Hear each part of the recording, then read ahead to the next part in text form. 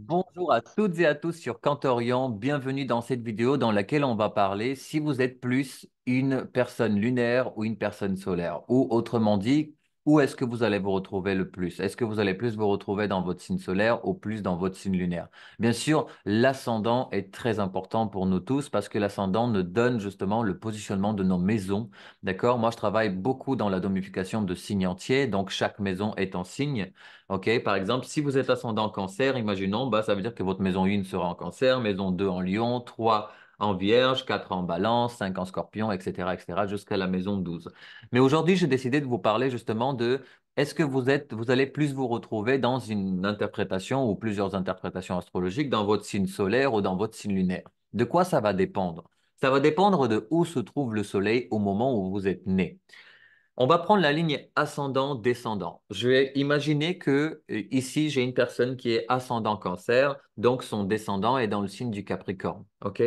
On va imaginer que cette personne est née pendant le mois d'août, donc, et que son signe solaire, c'est le lion, mais elle est née dans la nuit. Il faut savoir que si le soleil se trouve au-dessus de l'horizon, donc dans tout ce qui va être au-dessus de votre ascendant, descendant, vous allez beaucoup plus vous retrouver dans votre signe solaire, pardon. Parce que votre signe solaire, ça veut dire que le soleil, il a été visible, vous êtes né dans la journée, et que le soleil vous impacte beaucoup plus. En revanche, si je prends l'exemple que je viens de vous donner, donc la personne qui est lion, imaginons qu'elle est née dans la nuit, eh ben, vous allez voir que du coup, le soleil va se trouver en dessous de l'horizon. Donc l'horizon, c'est ascendant-descendant, encore une fois.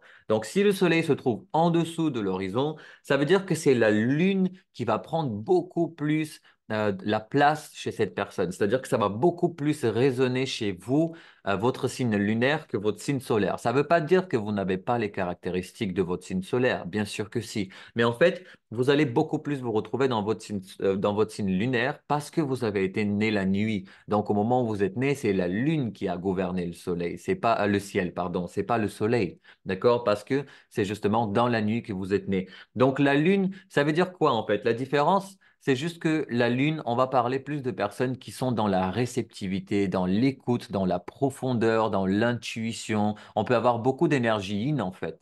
Que ce qu'on soit un homme ou une femme, peu importe, parce que la lune est une énergie yin à la différence du soleil. Si la personne, par exemple, est née dans la journée, donc le soleil se trouve, par exemple, disons, en bélier, eh ben, la personne va beaucoup plus se retrouver dans le signe du bélier et va être beaucoup plus avenante, beaucoup plus masculine en fait comme énergie, c'est-à-dire rentrer dedans, aller initier, créer des choses, etc., donner l'exemple, être un leader aussi. Vous voyez, ça ne veut pas dire que ceux qui sont nés dans la nuit, ils sont pas des leaders. Si, mais en fait, c'est plus, on parle plus d'un leadership empathique, si vous voulez, c'est-à-dire quelque chose qui est plus dans la réception et dans l'écoute, dans la compréhension, l'ouverture de l'autre. Alors que le soleil, bah, c'est je rentre dedans, c'est une énergie yang, une énergie masculine. Donc j'y vais, je crée, je donne l'exemple, je lead en fait. Vous voyez, ça c'est super important pour vous parce que ça va vous donner la notion de aussi plus regarder bah, soit votre signe solaire, soit votre signe lunaire. Moi, je conseille toujours de regarder son signe lunaire, son signe solaire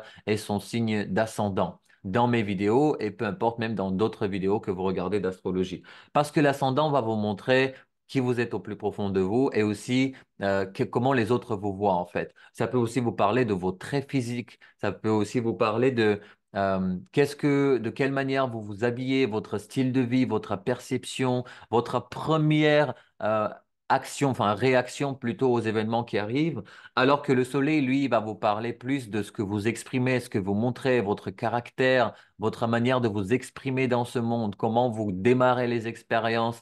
Ça sera plus le soleil. Et la lune, elle va vous parler de votre plan émotionnel, de votre inconscient, de votre famille, de votre maman. La lune représente aussi la maman. D'ailleurs, vous pouvez regarder par exemple, selon la maison dans laquelle la lune se trouve, vous allez voir qu'est-ce que représente votre mère par exemple dans votre vie. Et pareil pour le père avec le soleil. Si vous regardez dans quelle maison se trouve le soleil, vous allez avoir une clarté de qu'est-ce que votre père par exemple dans votre vie. Si je prends l'exemple que j'ai donné, imaginons que cette cette personne est soleil en lion, lune en taureau, ça veut dire que dans la maison 11, avec ascendant cancer, hein, je prends toujours le même exemple, mais la lune est dans la maison 11, le soleil dans la maison 2. Donc ça veut dire quoi? Ça veut dire que la maman va être quelqu'un qu'on va ressentir comme ami, comme quelqu'un avec qui on a les mêmes, on regarde dans la même direction, on est dans le même groupe en fait, parce que c'est la maison 11, la maison des amis.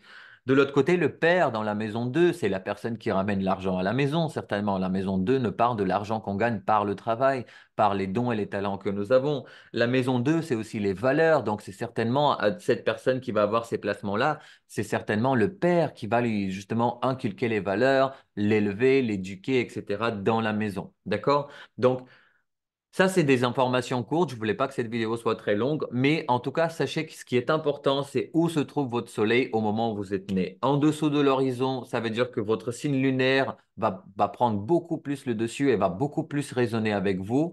Et s'il est au-dessus de l'horizon, donc au-dessus de la ligne ascendant-descendant, bah là, ça veut dire que ce sera beaucoup plus votre signe solaire qui va résonner avec vous et qui va vous parler beaucoup plus quand vous regardez des vidéos. Mais encore une fois, je vous conseille toujours de regarder Soleil, Lune et Ascendant pour que vous ayez une image complète de ce qui se profile et ce qui se prépare pour vous, astrologiquement parlant. Bien sûr, je rappelle, très important, l'astrologie ne parle que de probabilités et de possibilités. D'accord? Il n'y a pas de choses sûres.